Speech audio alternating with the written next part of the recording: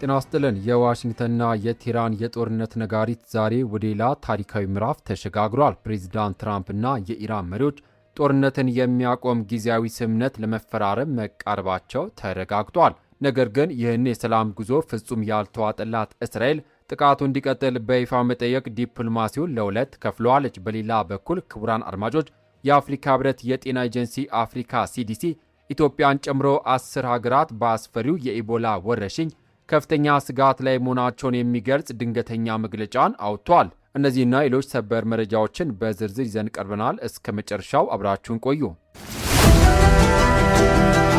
ቪዲዮን ላይክ በማድረግ ጀምሩት። አዳዲስ መረጃ በዩቲዩብ ላይ ሲጫን ቀድሞ ወደ እርስዎ እንዲደርሶ የዩቲዩብ ቻናሌን ሰብስክራይብ ማድረግ የደውል ምልክቷን መጫን ቤተሰብ ይሁኑ።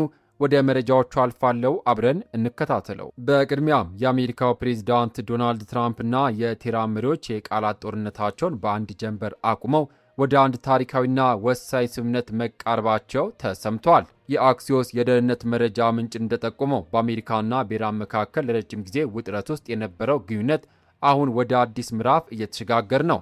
ሁለቱ ሀያላን ሀገራት ቀደም ሲል የነበሩባቸውን እጅግ የከረሩ የቃላት ልዩነቶችን በጠረጴዛ ዙሪያ በመፍታት ወደ ወሳኝ ስምምነት መቃረባቸው ታውቋል። ፕሬዚዳንት ዶናልድ ትራምፕ ራሳቸው ይህ ድርድር በየቀኑ እጅግ አስደናቂ መሻሻል እያሳየ መሆኑን በይፋ አስታውቋል። በዚህ አዲስ ረቂቅ ስምምነት መሰረት ትልቁ ማዕበል የተነሳው የሆርሙዝ የባህር ወሽመጥ ላይ ነው። ኢራን ያንን የዓለም ኢኮኖሚ መተላለፊያ የሆነውን የሆርሙዝ ሰርጥን ሙሉ በሙሉ ክፍት ለማድረግ ጽኑ ቃል የገባችም ሲሆን፣ በአንጻሩ ደግሞ ዋሽንግተን በኢራን ላይ ጥላ የነበረውን የቢሊዮን ዶላር ንብረት እገዳዎች በአስቸኳይ ለማንሳት ሙሉ በሙሉ መዘጋጀቷ ተነግሯል። ይህንን ተከትሎ ትራምፕ ለቀጠናው ሀገራት መሪዎች በስልክ በመደወል የስምምነቱን ይዘት በዝርዝር በማስረዳት ላይ እንደሚገኙ መረጃው ገልጿል። ፕሬዚዳንቱ ከብዙ የክልል መሪዎች ጋር ስለሚኖረው ስምምነት በጣም ጥሩ ጥሪ በሚል መወያየታቸውን በኩራት ገልጿል። የስምምነቱ የመጨረሻ ገጽታዎችና ጥቃቅን ዝርዝሮች በአሁን ጊዜ በዲፕሎማቶች እጅ እየተወያዩበትም ሲሆን በቅርቡ ለዓለም ይፋ ይደረጋሉ ተብሏል። የእስራኤል እምቢተኝነትና የስልክ ጥሪው ነገር ግን አንድ ሰው ሲቸኩል ሌላው ይዘገያል እንደሚባለው ይህ የሰላም ስምምነት ለሁሉም አካል እኩል አልተዋጠም። እስራኤል በዚህ በአሜሪካና በኢራን ስምምነት ላይ ያላትን ጽኑ ስጋትና ተቋሙ በይፋ ገልጻለች። ቴልአቪቭ በቴህራን ላይ የሚሰነዘረው ወታደራዊ ጥቃት ፍጹም ሊቆም እንደማይገባና ጥቃቱ እንዲቀጥል ከፍተኛ ፍላጎትን ማሳየቷ በጉዳዩ ላይ የዓለም ፖለቲካ ለሁለት ከፍሎታል። ፕሬዚዳንት ትራምፕ ከእስራኤሉ ጠቅላይ ሚኒስትር ቤንጃሚን ኔታንያሁ ጋር ይህኑ አስቸኳይ የስልክ ጥሪ ማድረጋቸውን ቢናገሩም የእስራኤል ስጋት ግን አሁንም በቀጠናው ላይ ትልቅ ጥቁር ጥላ ጥሎም ይገኛል።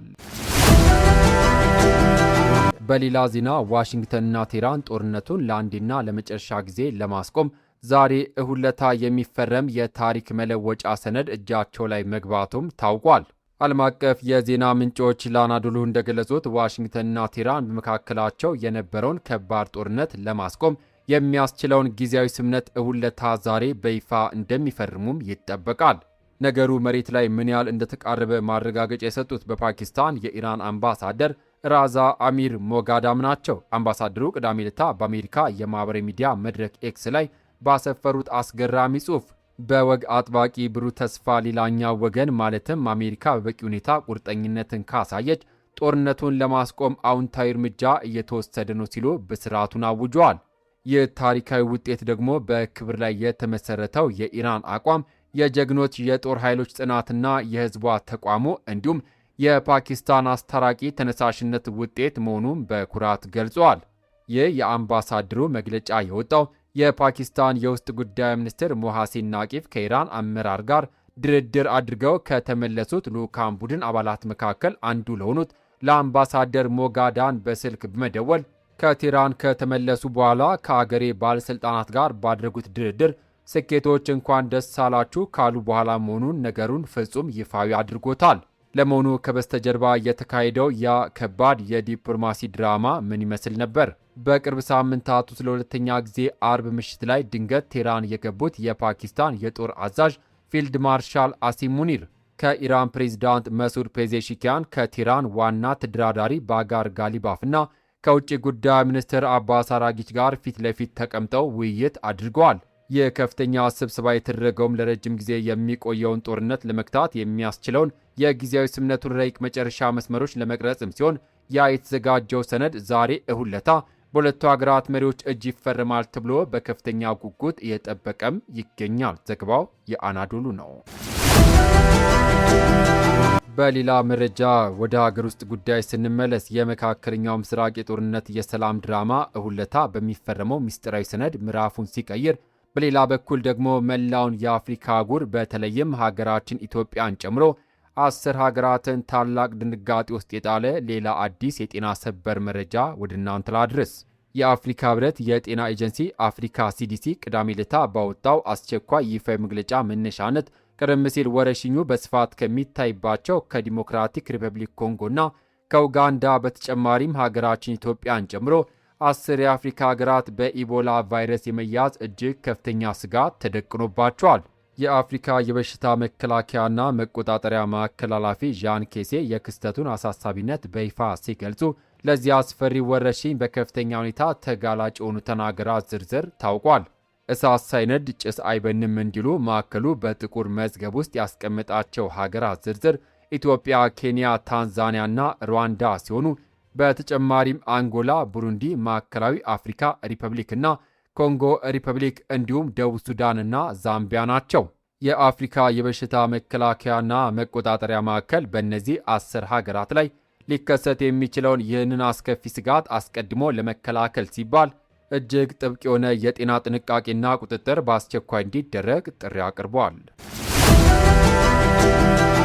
ክቡራትና ክቡራን የተከበራችሁ የዩቲዩብ ቻናል ቤተሰቦች፣ አሜሪካና ኢራን የዘመናት ቂማቸውን ወደ ጎን ትተው እሁድ ዕለት ዛሬ ሊፈራረሙ ስለሚጠበቀው ምስጢራዊ የጦርነት ማቆሚያ ስምምነት፣ የእስራኤል እምቢተኝነት ተከትሎ ስለተፈጠረው አዲስ የዲፕሎማሲ ስንጥቅና በአህጉራችን አፍሪካ በተለይም በሀገራችን ኢትዮጵያ ላይ ስለተደቀነው አስቸኳይ የኢቦላ ወረርሽኝ ስጋት የወጡ ሰበር መረጃዎችን ወደ እናንተ አድርሰናል። የዛሬ እሁድ ይፈረማል የተባለው ስምምነት መካከለኛው ምስራቅ ላይ እውነተኛ ሰላም ያመጣል ወይስ ሁለቱ ሀገራት ጦራቸውን መልሰው ለመገንባት የጠቀሙበት የጊዜ መግዣ ስልት ብቻ ነው?